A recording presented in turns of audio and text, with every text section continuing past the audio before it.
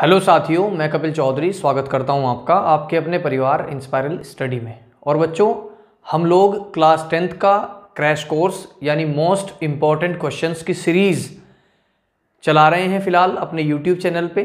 साथ ही साथ अपडेट्स तो आपको मिलती रहती हैं, जब भी कोई अपडेट आती है तभी आपको अपडेट दे दी जाती है। ठीक है, आज हमारा 6th लेक्चर है ये क्रैश कोर्स का। पहली रिक्वेस्ट आप सभी से ये कर रहा हूँ कि बच्चों, अगर आप वीडियो देख रहे हो तो प्लीज़ आप लोग मेरे लिए, केवल इस चैनल के लिए, मैं आप लोगों के लिए जो मेहनत करता हूँ इसके लिए आप अपने क्लासमेट्स तक मेरे इस मैसेज को ज़रूर पहुँचा दें कि भाई क्लास 10th की मोस्ट इम्पॉर्टेंट क्वेश्चंस की सीरीज चल रही है और अच्छे तरीके से आपको एक एक पॉइंट बताया जा रहा है। तो ये चीज़ आप लोग अपने क्लासमेट्स तक पहुँचा दें, क्योंकि अभी आपको पता है व्यूज़ बहुत कम आ रहे हैं, लेकिन मैं रुकूंगा नहीं। आप लोग जितने भी हैं 50, 60, 70, 100 जितने भी हैं, आगे जाकर के यही 100 बच्चे 200 होंगे और यही 200 बच्चे 500 होंगे और यही 1000 और यही 1,00,000 होंगे। तो बच्चों, मैं रुकूंगा नहीं, मैं आप लोगों के लिए इसको कंटिन्यू रखूंगा। ठीक है, पहली चीज़ बस रिक्वेस्ट ये करता हूं मैं आप लोगों से कि आप लोग इस वीडियो को और इस चैनल की जो क्रैश कोर्स की प्लेलिस्ट है उसको अपने दोस्तों तक शेयर जरूर कर दें। आपके रिश्तेदार अगर कोई 10th क्लास का बच्चा हो तो भी आप इसको शेयर कर दें। ठीक है, आगे उसके ऊपर डिपेंड करता है कि वो पढ़ता है कि वो नहीं पढ़ता है। ठीक है, लेकिन आप लोग इतनी बात जरूर वहां पर कन्वे कर दें मेरी तरफ से। चलिए बच्चों, कल की वीडियो रिप्रोडक्टिव सिस्टम के ऊपर डिपेंड थी, यानी रिप्रोडक्शन के ऊपर डिपेंड थी। बहुत सारे क्वेश्चंस हमने उसमें किए, लगभग 4-5 क्वेश्चंस किए।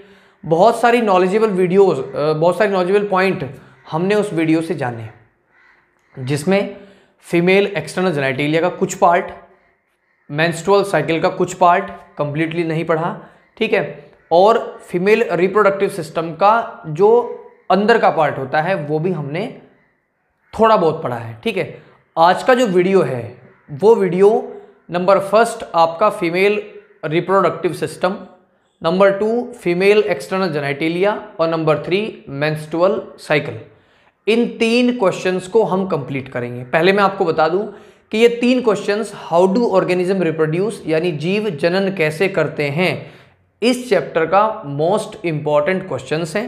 और ये इस साल मैं आपको दावे के साथ कह सकता हूं कि इन 3 क्वेश्चंस के अंदर से आप लोगों के पास 100% क्वेश्चन मिलेंगे, चाहे वो फीमेल रिप्रोडक्टिव सिस्टम का हो, चाहे वो मासिक चक्र यानी मेंस्ट्रुअल साइकिल का हो, और चाहे वो फीमेल एक्सटर्नल जेनिटलिया के अंदर से किसी पॉइंट हो, कोई पॉइंट हो। ठीक है, तो चलिए शुरू करते हैं। पहली चीज रिप्रोडक्टिव सिस्टम। देखिए बच्चों, रिप्रोडक्टिव सिस्टम क्या होता है? जनन तंत्र। ठीक है, रिप्रोडक्टिव सिस्टम का मतलब होता है जिस तंत्र के माध्यम से, यानी जिस सिस्टम के माध्यम से हम लोग रिप्रोडक्शन करते हैं यानी प्रजनन करते हैं। ठीक है, सिंपल सी बात आपकी अपनी भाषा में कहूं कि वह जनन तंत्र जिससे नई संतति या नए बच्चे का निर्माण होता हो। ठीक है, यानी नया बच्चा जन्म लेता हो। ठीक है, तो ये क्या होता है? पूरा का पूरा जनन है। यानी कि यहां पर हम लोग क्या पढ़ने वाले हैं? रिप्रोडक्टिव सिस्टम का मेन और इंपॉर्टेंट पार्ट, जो आपके एग्जाम में जहां से क्वेश्चंस पूछे जाते हैं। ठीक है, पहली चीज बच्चों, जो पहली चीज मैं आपके सामने ड्रॉ की हुई है वो है फीमेल रिप्रोडक्टिव सिस्टम। थोड़ा डायग्राम में वेरिएशन मिल सकता है आपको, डायग्राम चेंज हो सकते हैं। ठीक है बच्चों, क्योंकि मेरे से डायग्राम इतना अच्छा ड्रॉ करना नहीं आता, बहुत कम ड्रॉ करता हूं। ठीक है, चलिए तो बच्चों, रिप्रोडक्टिव सिस्टम में मैं आप लोगों को बता दूं, पहली चीज यहां पर आपकी 2 ओवरीज होती हैं, यानी अंडाशय होता है। ठीक है, अंडाशय को कहते हैं ओवरीज। ठीक, नंबर 2 पे इसमें आपकी फैलोपियन ट्यूब यानी फैलोपियन नलिका होती है, फैलोपियन ट्यूब। ठीक है, नंबर 3 पे इसमें आपको वजाइना, ठीक है, यानी योनि, ये इसमें होती है। नंबर 4 पे इसमें सर्विक्स, सर्विक्स जो यूट्रस और वजाइना को अलग करता है। ठीक है, नंबर 5 पे आपका यूट्रस यानी गर्भाशय।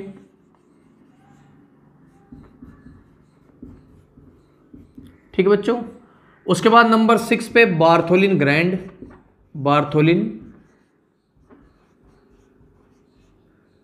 ग्रंथि, ठीक है, इसको पेरिनियल ग्रंथि भी कहते हैं, पेरिनियल ग्रंथि।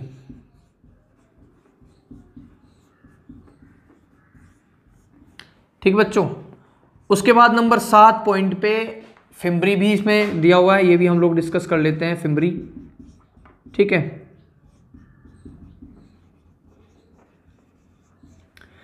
अब ये जो चीजें हैं मैंने आपको बताया कि ये सब चीजें आप लोगों को अपनी जो आपकी बुक में फीमेल रिप्रोडक्टिव सिस्टम है उसके अंदर आपको देखने को मिलती है। ये रोपण, इसके बारे में डिस्कशन कर लेंगे, ये कोई ऐसा पार्ट नहीं है, ये तो आपका जब ओवम जाता है यूट्रस में तो तब का ये प्रोसीजर है। पहले ये डिस्कस कर लेते हैं बच्चों। पहली चीज 2 ओवरीज यानी 2 अंडाशय होते हैं, इसको एक जोड़ी अंडाशय भी कह सकते हैं, एक जोड़ी ओवरी। ठीक है, 1 pair of ovary. Clear. Number 2 पे फैलोपियन ट्यूब यानी कि फैलोपियन नलिका, जो ओवम यानी अंडाणु को आपकी ओवरी से यानी अंडाशय से यूट्रस तक लेकर के जाती है। ठीक है, वो ट्यूब, वो नलिका। ठीक है। नंबर 3 पे वेजाइना, यानी यहां पर जो वेजाइना का पोर्शन है यानी जहां पर आपका मेल जो मेल पार्ट होता है पेनिस, वो एंटर करता है और इसके माध्यम से, ठीक है, इसके माध्यम से 3 काम होते हैं। पहली चीज तो इंसेमिनेशन यानी वीर्य सेचन होता है, कोपुलेशन मैथुन क्रिया भी इसी से होती है। ठीक है। नंबर 2, जब कोई न्यू बॉर्न बेबी बर्थ करता है, जन्म लेता है, तो वो इसी के माध्यम से बाहर आता है। ठीक है। नंबर 3, जो मेंस्ट्रुअल साइकिल होती है यानी मासिक चक्र होता है, वो इसी के माध्यम से यानी इसी वजाइना के माध्यम से आपकी जो ब्लीडिंग होती है वो बाहर निकलती है। ठीक है, ये चीज क्लियर। उसके बाद सर्विक्स, ये इन दोनों को बांटता है, वजाइना को और यूट्रस को। यूट्रस वॉम्ब को कहते हैं, गर्भाशय को कहते हैं, जिसमें आपका जो न्यू बॉर्न बेबी है जो जिसका अब तक बर्थ नहीं हुआ, वो वहां पर स्टोर रहता है, वहां से न्यूट्रिशन लेता है, खाना खुना सब वहीं से खाता है। ठीक है, क्लियर हो गई बात। अब नंबर 6 पॉइंट पे बार्थोलिन ग्लैंड होती है, इसको पेरिनियल ग्लैंड भी हम लोग कह सकते हैं। ठीक है, ये कोपुलेशन यानी मैथुन क्रिया के समय एक ऐसा पदार्थ का स्रावण करती है जो कहीं ना कहीं मैथुन क्रिया में हेल्पफुल होता है। ठीक है, और उसको थोड़ा सा ये कह सकते हैं कि इसको थोड़ा सॉफ्ट बनाने का काम भी करता है, इसको थोड़ा चिपचिपा बनाने का भी काम करता है। ये पदार्थ चिपचिपा ही होता है। ठीक है, अब ओवरी की बात कर लेते हैं। यहां पर ये ओवरीज होती हैं, अंडाशय 2 होते हैं। ठीक है, ये 2 अंडाशय होते हैं, इसमें कुछ इस तरीके से आपके। पहली चीज मैं आपको बता दूं कि जो फीमेल रिप्रोडक्टिव सिस्टम है, इसमें गर्ल्स यानी अगर विमेंस की बात करें तो सबसे पहले जो चाइल्डहुड एज होती है, पहले से ही इनके अंदर कुछ इमेच्योर एग्स होते हैं। ठीक है, क्या होते हैं? इमेच्योर एग होते हैं। मेल स्पर्म आपका एडोलसेंस के बाद बनना शुरू होता है। ठीक है, यहां मैं आपको बता दूं कि फीमेल बॉडी के अंदर पहले से ही क्या होते हैं, आपके ओवम यानी एग्स होते हैं। वो एग्स इमेच्योर होते हैं, लेकिन बाद में जैसे ही प्यूबर्टी की स्टेज आती है, जैसे जैसे यौवनारंभ की स्टेज आती है, उस टाइम पर ये मैच्योर होके 1 बाय 1 बाहर निकलते हैं। ठीक है, 2 ओवरीज हैं, दोनों पार्शली काम करती हैं, मतलब कि ये कह सकते हैं कि आधा आधा काम करती हैं। ठीक है, यानी आपको पता है कि एक मंथ में एक ओवरी केवल एक अंडाणु रिलीज करती है, एक एग रिलीज करती है। ठीक है, उसमें क्या करते हैं, मिल बांट के कर लेते हैं, यानी एक बार आपकी ये वाली ओवरी अंडाणु बनाती है, अंडाणु रिलीज करती है, और एक बार वो वाली अंडाणु रिलीज करती है। तो ऐसे ही क्रम से चलते रहते हैं। ठीक है, एक बार ये, एक बार ये। ठीक है, क्लियर। अब यहां पर इन ओवरीज का काम मैंने आपको बता दिया है कि जब यहां से अंडाणु निकलते हैं तो सिंपल सी बात है कि ओवरीज का काम अंडाणु बनाना होता है। ठीक है, क्या होता है? अंडाणु का फॉर्मेशन होता है, यहां से आपके अंडाणु निकलते हैं। पहली चीज ये ओवरी का काम है। अब ओवरी का एक और काम भी है। ठीक है, ये फिम्बरी स्ट्रक्चर है, यहां पर ये इसको कैप्चर करती है ओवम को और फिर जाकर के फैलोपियन ट्यूब में डाल देती है। ठीक है, उसके बाद ओवरी का दूसरा काम भी है, इसके अंदर जो एस्ट्रोजन और प्रोजेस्टेरोन हार्मोन होता है वो ओवरी ही सिक्रेट करती है। ठीक है, क्या करती है? ओवरी ही सिक्रेट करती है, यानी अंडाशय ही सिक्रेट करता है। ठीक है, ये ओवरीज हैं। तो इनका जो मेन काम है वो यही है कि अंडाणु बनाना और एस्ट्रोजन और प्रोजेस्टेरोन का स्रावण करना, ये आपकी ओवरीज का काम है। ठीक है, उसके बाद में हम लोग चलते हैं फैलोपियन ट्यूब की तरफ। फैलोपियन ट्यूब का क्या काम है? यहां जब आपका ओवम आ गया है तो यहाँ से यहाँ तक जब आता है, अब ये जो जैसे ही एग रिलीज होता है तो वहाँ पर प्रोजेस्टेरोन लेवल बहुत बढ़ जाता है, आपको पता है, ठीक है। प्रोजेस्टेरोन एक हार्मोन है जिसका लेवल बहुत बढ़ जाता है, ठीक है, बढ़ जाता है, क्योंकि जब प्रोजेस्टेरोन लेवल बढ़ता है तो उस टाइम पे आपकी फर्टिलाइजेशन की 100% कंफर्मेशन होती है कि इस टाइम पर जब प्रोजेस्टेरोन लेवल हाई हो, उस टाइम पर अगर फ्यूजन हो जाए, फर्टिलाइजेशन हो जाए तो 100% गारंटी से प्रेगनेंसी कंफर्म है, ठीक है, पहली चीज। अब यहां से ये ओवम रिलीज हुआ, प्रोजेस्टेरोन लेवल बढ़ गया, है ना। प्रोजेस्टेरोन लेवल बढ़ते ही क्या होता है, आपका जो फ्यूजन टाइम है वो चल जाता है, वो शुरू हो जाता है, ठीक है, यानी उस टाइम हम फ्यूजन कर सकते हैं, उस टाइम हम फर्टिलाइजेशन कर सकते हैं। तो यहां पर फैलोपियन ट्यूब में अगर वेजाइनल पोर के थ्रू, वजाइना के थ्रू यहां पर स्पर्म पहुंचता है, यानी शुक्राणु पहुंचता है, तो उस टाइम पर, ठीक है, उस टाइम पर ये क्या हो जाता है, यहां पर क्या हो जाता है, फ्यूज हो जाता है, आपका फर्टिलाइजेशन हो जाता है, यानी यहां पर अंडाणु प्लस शुक्राणु मिल करके जाइगोट बना देते हैं, ठीक है। तो अगर कोई भी पूछे तो क्या होता है फैलोपियन ट्यूब का काम, फैलोपियन ट्यूब का काम ओवरी में से अंडाणुओं को यूट्रस तक पहुंचाना और फैलोपियन ट्यूब के एम्प्यूला में, ठीक है, एम्प्यूला में फर्टिलाइजेशन होता है। अगर क्वेश्चन आ जाए सिंपल सा कि किस में होता है फर्टिलाइजेशन, तो आप लिख देंगे फैलोपियन ट्यूब। लेकिन अगर अलग से पूछा गया है कि फैलोपियन में किस चीज में होता है, तो वहां आप एम्प्यूला लिख सकते हैं, ठीक है, एम्प्यूला, ठीक है बच्चों, एम्प्यूला। ये मोस्ट इंपॉर्टेंट बातें हैं। उसके बाद योनि, मैंने आपको बता दिया था इसके बारे में। योनि का क्या मतलब है ना।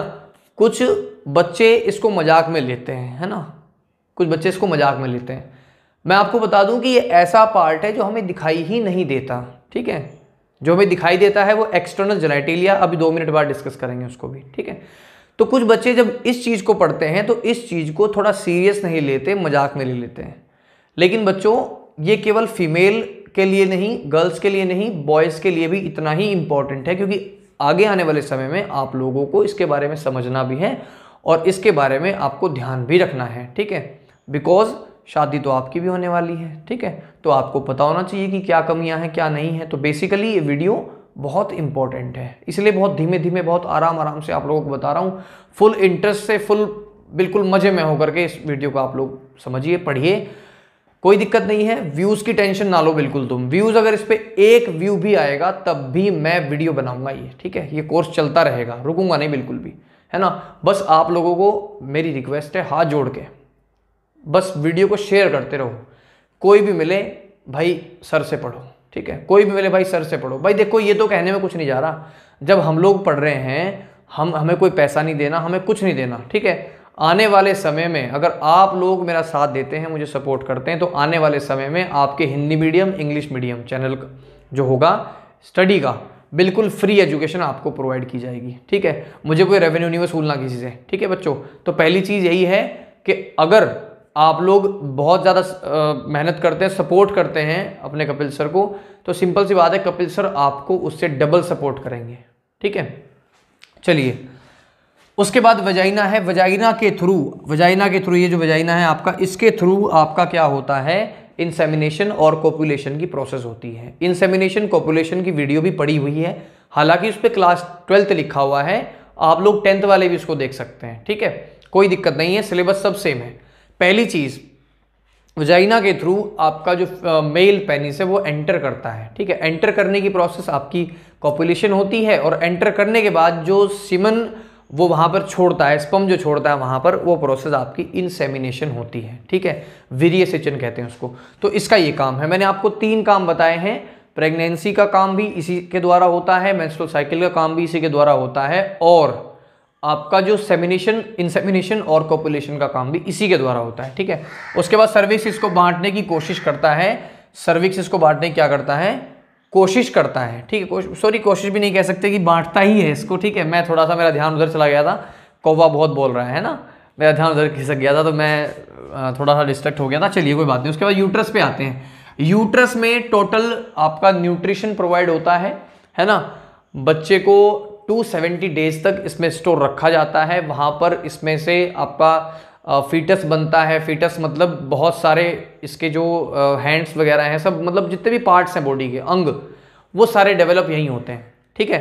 और यहाँ पर आपका जो प्लेसेंटा होता है, आपने देखा होगा कि छोटे बच्चे की जो नाभि होती है, उस नाभि में एक छोटी सी मतलब एक छोटी स्ट्रक्चर होती है ना, लंबी लंबी सी पतली पतली सी, सारा न्यूट्रिशन उसी के माध्यम से जाता है। नहीं, प्लेसेंटा कहते हैं उसको, अपरा है ना, अपरा के कार्य आप आगे पढ़ेंगे इसको, ठीक है बच्चों। तो सारा न्यूट्रिशन उसी प्लेसेंटा के माध्यम से आपकी बॉडी के अंदर, यानी छोटे बच्चे की बॉडी के अंदर पहुंचता है, ठीक है बच्चों। चलिए उसके बाद बार्थोलिन ग्लैंड की बात करते हैं। फिम्बरी का मतलब इसको कैप्चर करना है, ओवम को, ठीक है। बाकी मैं आप लोगों को बताऊं अगर, तो आप अगर अब बार्थोलिन ग्लैंड के बारे में सोचते हैं तो बार्थोलिन ग्लैंड बहुत इंपॉर्टेंट है। देखिए जब कोपुलेशन होता है, जब मैथुन की क्रिया होती है, तो उस टाइम पर फीमेल वजाइना से एक फ्लूइडी सब्सटेंस, फ्लूइडी का मतलब है लिक्विड, ठीक है, एक फ्लूइडी सब्सटेंस रिलीज होता है जो उसको रिलैक्स करता है ना, यानी आपका कोपुलेशन के दौरान उसको थोड़ा सा सॉफ्ट बना के रखता है, उसको थोड़ा सा ये कह सकते हैं कि चिकना बना के रखता है, ठीक है। तो बच्चों फीमेल रिप्रोडक्टिव सिस्टम में, अब यहाँ एक चीज और मैं आपको बता दूं कि फीमेल रिप्रोडक्टिव सिस्टम के जो अंदर का यूट्रस का जो अंदर का ये पोर्शन है, इसको एंडोमेट्रियम कहते हैं, नहीं अंदर अंतःस्तर कहते हैं, ये अंदर की लेयर होती है, ठीक है, ये वाली। अब यहाँ पर जो बाहर वाला है इसको मायोमेट्रियम कहते हैं। ये दो प्रकार से इसकी लेयर्स होती हैं, एक बाहर वाली और एक अंदर वाली। अंदर वाली को एंडो और बाहर वाली को मायोमेट्रियम कहते हैं, ठीक है बच्चों। चलिए ये तो था आपका फीमेल रिप्रोडक्टिव सिस्टम, जो अंदर का पार्ट है, ठीक है। अंदर का मतलब जो हमें दिखाई नहीं देता है, ठीक है। अब जो पार्ट हम डिस्कस करने वाले हैं वो पार्ट है हमारा female external genitalia, class 10th के बच्चों के लिए है, ठीक है। क्लास 10th के बच्चे ही इसको समझ, वैसे तो 12th क्लास की फीमेल एक्सटर्नल जेनिटलिया मैंने डाला हुआ है, ठीक है, आप लोग चैनल पे जा करके देख सकते हैं, लेकिन अब यहाँ क्लास 10th के लिए है, ठीक है, स्पेशल। देखो बच्चों एक्सटर्नल जेनिटलिया का मतलब होता है कि आप सारी चीजें समझ पाएं, ठीक है, आप सारी चीजें समझ पाएं, क्योंकि ये पार्ट आपको दिखाई देता है, ठीक है, ये पार्ट आपको दिखाई देता है, ठीक है बच्चों। चलिए कोई बात नहीं, कोशिश करेंगे कि आपको अच्छे तरीके से हम लोग समझा सकें, ठीक है बच्चों।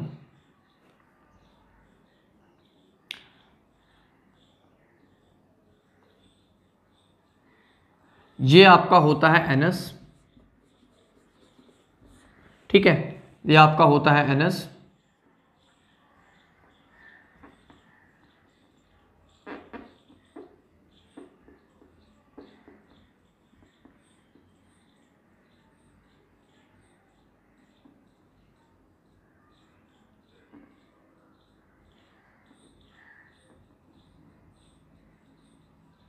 ठीक है, ये आपका होता है फीमेल एक्सटर्नल जेनिटलिया, ठीक है, जिसमें ये वाला पोर्शन आपका बोला जाता है मॉन्स प्यूबिस। वैसे पिछली वाली वीडियो मैंने बताया है, लेकिन और भी इसके मैं आपको बताने वाला हूं कि इंपॉर्टेंट चीज क्या है, ठीक है, क्या क्या है। यहां पर आपका जो है, ये यहां पर आपका होता है वेजाइनल पोर, ठीक है, ये यहां पर आपका होता है क्या, वेजाइनल पोर, ठीक है,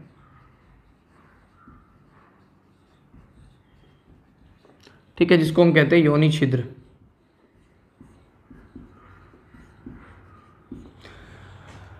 कुछ चीजें कल वाली वीडियो में बहुत बची हुई थी, यानी मैंने डीपली नहीं बताया था आपको, ठीक है, ये डीपली है। उसके बाद में ये वाला पोर्शन होता है आपका यूरेथ्रल ओपनिंग,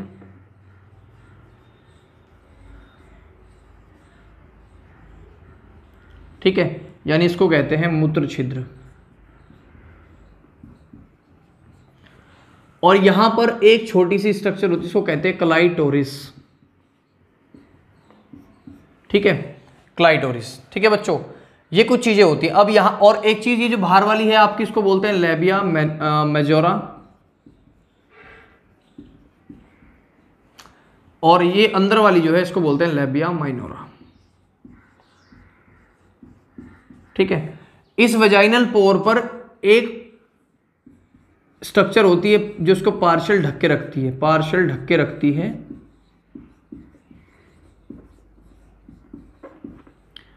जिसको कहते हैं हाइमन, ठीक है, हाइमन। ये एक झिल्ली होती है, ठीक है। पार्शियली का मतलब होता है, पार्शियली का मतलब होता है आधा ढक के रखती है, ठीक है, क्लियर है बात। अब बच्चों यहां पर समझ लो आप पहली चीज, ठीक है, ये आपका एंटीरियर साइड होता है या आपका पोस्टीरियर साइड होता है, ये भी आपको पता होना चाहिए, ठीक है, पोस्टीरियर साइड होता है ये यानी नीचे का पार्ट, और ये आपका होता है एंटीरियर यानी ऊपर का पार्ट। ठीक है, कल मैंने चेन्स बताए थे तो आप लोगों को, तो आपको इसमें थोड़ा सा और डीपली जानने की इसमें जरूरत है। ठीक है बच्चों, पहली चीज मैं आप लोगों को बता दूं कि जो फीमेल एक्सटर्नल जेनिटेलिया है, इसके जो ऊपर का पार्ट है, इस पे आपके क्या होते हैं, छोटे छोटे क्या होते हैं, टिनी पोर्स होते हैं, जहां पर प्यूबर्टी के टाइम पर, ठीक है, जहां पर प्यूबर्टी के टाइम पर क्या हो जाते हैं, हेयर्स डेवलप हो जाते हैं। ठीक है, हेयर्स डेवलप हो जाते हैं।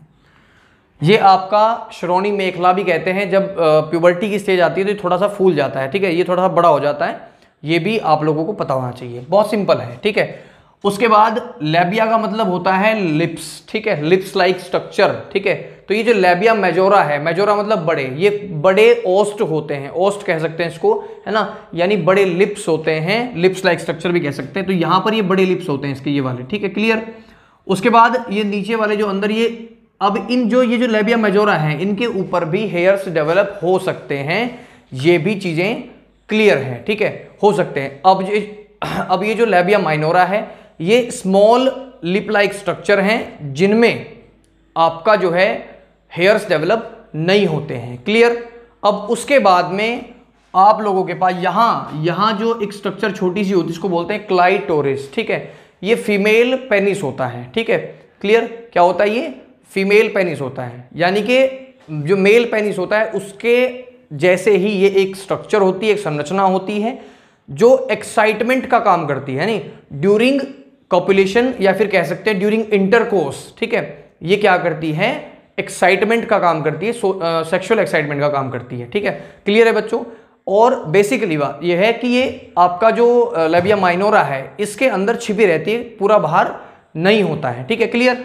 उसके बाद में ये एनस है, यहां से आपकी बॉडी, जो आप लोग खाना खाते हो, खाना खाने के बाद जो वेस्ट मटेरियल बचता है, यानी जो बेकार की चीजें बचती हैं, वो आपके एनस के थ्रू, ठीक है, वो आपके एनस के थ्रू बाहर निकल जाती हैं। ठीक है बच्चों, ये क्लियर हो गई बातें।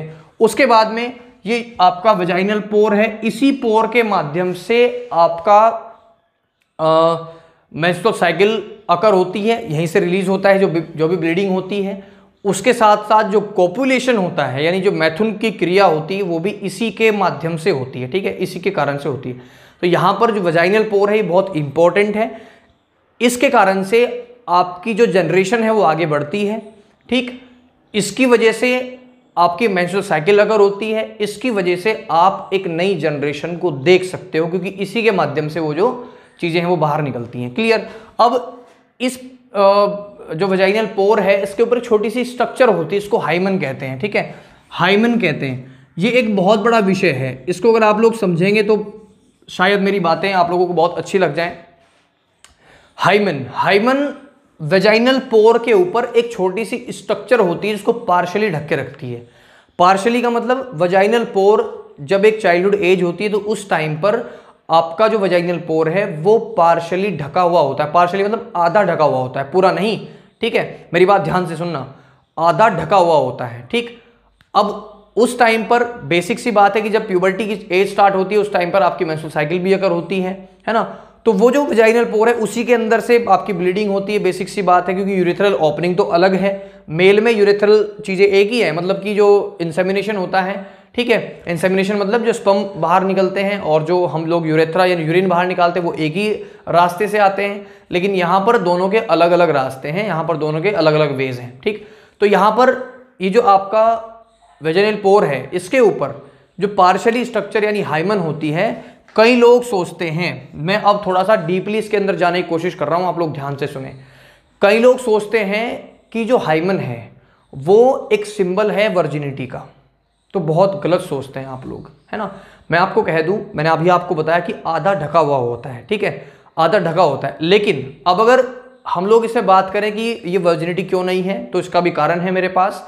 देखिए बच्चों, वर्जिनिटी इसलिए नहीं है क्योंकि ये पार्शियली ढका रहता है। दूसरी बात, हम लोग जो फिजिकल एक्टिविटीज करते हैं, है ना, बेसिक सी बात है, जो हॉर्स राइडिंग करते हैं हम, है ना, गर्ल्स की बात कर रहा हूं, ठीक है, हॉर्स राइडिंग करते हैं, या फिर हम लोग सीढ़ियां चढ़ते हैं, बहुत तेज ज़्यादा काम करते हैं, कुछ वेट की चीज़ें उठा लेते हैं, बेसिकली साइकिलिंग करते हैं। ठीक है, तो कई बार ये उसके कारण से भी ब्रेकडाउन हो जाती है। ठीक है, तो इसका होना और ना होना वर्जिनिटी को बिल्कुल तय नहीं करता। ऐसा बिल्कुल नहीं है कि अगर ये है तभी कोई वर्जिन है, बल्कि ऐसा है अगर ये हो चाहे ना हो, हम ये नहीं कह सकते कि इसके आधार पर हम किसी गर्ल को जज करें, नहीं कर सकते। ठीक है, तो बच्चों इस चीज को थोड़ा समझने की कोशिश करिए। मैं आप लोगों को क्यों बता रहा हूं, क्योंकि बहुत लोगों की मानसिकता बहुत खराब है। ड्यूरिंग फर्स्ट इंटरकोर्स, जब पहला इंटरकोर्स होता है किसी गर्ल के साथ, उस टाइम पर अगर ये हाइमेन वहां प्रेजेंट नहीं है तो इसका मतलब ये नहीं है कि वो लड़की वर्जिन नहीं है। ठीक है, मैं आपको बता दूं, जब फर्स्ट इंटरकोर्स होता है तो बेसिकली कुछ लोग सोचते हैं कि फर्स्ट इंटरकोर्स के टाइम पर ब्लीडिंग होगी तभी ये वर्जिन है। तो ऐसा बिल्कुल नहीं है, ये बिल्कुल गलत सोच है आप लोगों की। आप इस सोच को बदलिए, बदलना होगा। ठीक है, क्योंकि हम हैं, है ना, हम किसी दूसरे को जज करें उससे पहले हम अपने आप को ही जज कर लेते हैं ना। आगे हमारी भी जनरेशन आगे बढ़ने वाली है, तो हम उस चीज को अपने ऊपर भी सोच करके देखें, किसी दूसरे के ऊपर इस चीज को ना थोपें कि आप लोगों के पास अगर ये हाइमेन एक छोटी सी पार्शली जो ढक के रखती उसको स्ट्रक्चर नहीं है तो इसका मतलब आप लोग वर्जिन नहीं है। तो बिल्कुल गलत बात है बच्चों, इस चीज को आपको समझना होगा, दूसरों को समझाना होगा। ठीक है बच्चों, बिल्कुल नहीं घबराना, मैं आपको बता रहा हूं, मैं इसलिए बता रहा हूं आपको ताकि मैं आपको अवेयर कर सकूं। ठीक है बच्चों, तो ये चीजें थी। अब यहां पर मैं आपको बता दूं कि ड्यूरिंग इंटरकोर्स जब सेक्सुअल एक्साइटमेंट होता है उस टाइम पर बार्थोलिन ग्लैंड जो होती है यहीं से आपका जो है जो फ्लूइडी सब्सटेंस है, जो लिक्विड सब्सटेंस है वो रिलीज करती है। ठीक है बच्चों, क्लियर है। तो मेरे हिसाब से ये जो पॉइंट है कहीं ना कहीं मैं आप लोगों का बिल्कुल ये कह सकते हैं कि मैं आप लोगों को सेटिस्फाई कर पाया हूँगा और आप लोग भी इस चीज़ को ध्यान रखेंगे क्योंकि बहुत इंपॉर्टेंट होता है ये। ठीक है ना, बहुत इंपॉर्टेंट होता है अगर आप लोग किसी को जज करते हो, है ना, केवल एक ऐसी चीज़ के लिए जो कभी भी किसी भी टाइम उसका कोई भरोसा नहीं है, कभी भी ब्रेकडाउन हो सकती है। ठीक है, आप कोई काम करते हो तब हो जाती है, आप हॉर्स राइडिंग कर रहे हो तब हो जाती है, आप साइकिलिंग कर रहे हो तब हो जाती है, कभी कभार एक्सीडेंट हो गया किसी का तो तब हो जाती है, कुछ नहीं पता चलता है ना। तो बेसिकली जज करना बंद करें इसको। उसके बाद जो हमारा नेक्स्ट टॉपिक है वो है मेंस्ट्रुअल साइकिल। तो बच्चों उतार लिया होगा आप लोगों ने। अब आपके सामने जो स्थिति है वो है मेंस्ट्रुअल साइकिल यानी मासिक धर्म, मासिक चक्र भी कह सकते हैं इसको। देखिए बच्चों, आप लोगों को पता है कि प्यूबर्टी जो है आपकी यौवनारंभ जो है उसके बाद जब फीमेल बॉडी में बहुत सारे बदलाव आप लोगों को देखने को मिलते हैं, जैसे हमने पिछली वीडियो में आपको बताया है ना, निपल्स बड़े हो जाते हैं, है ना, आपका जो नितंब है वो बड़े हो जाते हैं। ठीक है, साथ ही साथ हेयर्स डेवलप हो जाते हैं एक्सनस जेनिटेलिया पर, है ना, बॉडी में जो आपके आर्म्स होते हैं उनके नीचे या फिर बॉडी पर ये कह सकते हैं कि काफ़ी सारे बदलाव हो जाते हैं, है ना, काफ़ी सारे बदलाव हो जाते हैं, आवाज़ सुरीली हो जाती है। तो ये बहुत सारी चीज़ें हमने पढ़ी हैं। साथ ही साथ जब यौनारंभ के समय हम लोग चेंजेस पढ़ रहे थे उस टाइम पर मेंस्ट्रुअल साइकिल नाम का भी वर्ड आया था कि प्यूबर्टी जब स्टार्ट होती है तो उस टाइम पर आपकी फीमेल्स में एक चक्र शुरू होता है, इसको मेंस्ट्रुअल चक्र कहते हैं, जो 28 से 29 दिन में रिपीट होता है और लगभग 5 से 7 दिन चलता है। तो वो क्यों चलता है हम लोग आपको बताते हैं आज। ठीक है, चलिए बच्चों, ये डायग्राम मैंने इसलिए रफ नहीं किया क्योंकि इसकी ज़रूरत है। ठीक है, पहली चीज़ बच्चों मैं आपको बता दूं कि यहाँ से देखिए मैंने आपको बताया था पहले ये फिम्बरी होता है, ये ओवरी होता है, ये आपको पता होगा। ठीक है, क्लियर। अब यहाँ से शुरू करते हैं। जैसे ये ओवम निकला, जैसे ये ओवम यहाँ निकला वैसे ही देखिए 3 फेज में आपकी जो है मेंस्ट्रुअल साइकिल कंप्लीट होती है। पहली प्रोलिफेरेटिव फेज, ठीक है, दूसरी सेक्रेटरी फेज, ठीक है, और तीसरी मेंस्ट्रुअल फेज। ठीक है बच्चों, ये क्लियर हो गई बातें। अब प्रोलिफेरेटिव फेज में क्या होता है, एक हार्मोन होता है FSH यानी फॉलिकल स्टिमुलेटिंग हार्मोन। ठीक है, फॉलिकल स्टिमुलेटिंग हार्मोन होता है। अब यहां पर ये हार्मोन क्या करता है, ये फॉलिकल्स को एस्ट्रोजन के लिए प्रेरित करता है, यानी एस्ट्रोजन के स्रावण के लिए प्रेरित करता है। ठीक है, क्लियर इस वाले में। अब यहां पर जब एस्ट्रोजन आपका रिलीज होगा तो उस टाइम पर क्या होगा, ये एग फॉर्मेशन होगा, फॉर्मेशन होकर के बाहर निकल जाएगा। क्लियर है। उसके बाद सेक्रेटरी फेज में प्रोजेस्टेरोन हार्मोन डेवलप होता है जिसको कार्पस लूटियम तैयार करता है, कार्पस लूटियम स्रावण करता है उसका। ठीक है, तो जैसे ही प्रोजेस्टेरोन लेवल बढ़ता है, ये प्रोसेस आपकी 10 to 12 डेज की होती है, आपको बेसिकली पता होगा। उसके बाद हम लोग क्या करते हैं, उसके बाद हम लोग फ्यूजन कर सकते हैं। देखिए जैसे ही प्रोजेस्टेरोन हार्मोन का लेवल अप हो जाता है उस टाइम पर वो बेस्ट टाइम है प्रेगनेंसी का, है ना, बेस्ट टाइम है फ्यूजन का और बेस्ट टाइम है फर्टिलाइजेशन, तीनों एक ही बात है। क्लियर है। अब यहां पे सेक्रेटरी फेज में प्रोजेस्टेरोन हार्मोन का लेवल बढ़ जाता है, ऊपर हो जाता है। अब जैसे ही प्रोजेस्टेरोन हार्मोन का लेवल बढ़ता है, ये ओवम यहां से रिलीज होकर के फैलोपियन ट्यूब तक पहुंच जाता है। ठीक है, कहां तक पहुंच जाता है? फैलोपियन ट्यूब तक पहुंच जाता है। अब वहां पर प्रोजेस्टेरोन हार्मोन जो है उसको मतलब कंफर्मेशन होती है। कंफर्मेशन भी नहीं, ये मतलब सोचता है अपने माइंड से, अपने दिमाग से सोचता है, ये कहीं ना कहीं आप लोग ये भी कह सकते हैं। ठीक है, तो ये क्या सोचता है कि फर्टिलाइजेशन हो जाएगा, लेकिन होता क्या है, अगर फर्टिलाइजेशन नहीं होता, ठीक है, अगर फर्टिलाइजेशन नहीं होता तो ये जो प्रोजेस्टेरोन लेवल है इसकी मेंस्ट्रुअल फेज में आकर के धीरे धीरे कमी हो जाती है। और जैसे ही प्रोजेस्टेरोन लेवल बढ़ता है आपका, तो यहां पर एक लेयर डेवलप हो जाती है एंडोमेट्रियम में। ठीक है, ये जो ब्लड वेसल्स हैं ये अपना साइज इंक्रीज कर लेती हैं, क्योंकि प्रोजेस्टेरोन कहता है कि अगर फर्टिलाइजेशन होता है तो पहले से ही तैयारी करके चलो, है ना, पहले से ही तैयारी करके चलो, क्योंकि बच्चों को, जो बच्चा होगा, जो न्यूबॉर्न बेबी है, तो उसको न्यूट्रिशन की जरूरत भी पड़ेगी। ये कौवा मेरा माइंड डिस्ट्रैक्ट कर रहा है। ठीक है, कोई बात नहीं, चलिए आप लोग अपना ध्यान बनाए रखें। तो बच्चों यहां पर इस कौवे ने तो दिमाग खराब कर दिया था भाई, ये भगाना पड़ा मेरे को। एक्चुअली आप लोगों को पता होगा मैं गांव में हूं फिलहाल, तो यहाँ पर आते जाते रहते हैं पंछी वगैरह। चलिए कोई बात नहीं, कहाँ थे हम?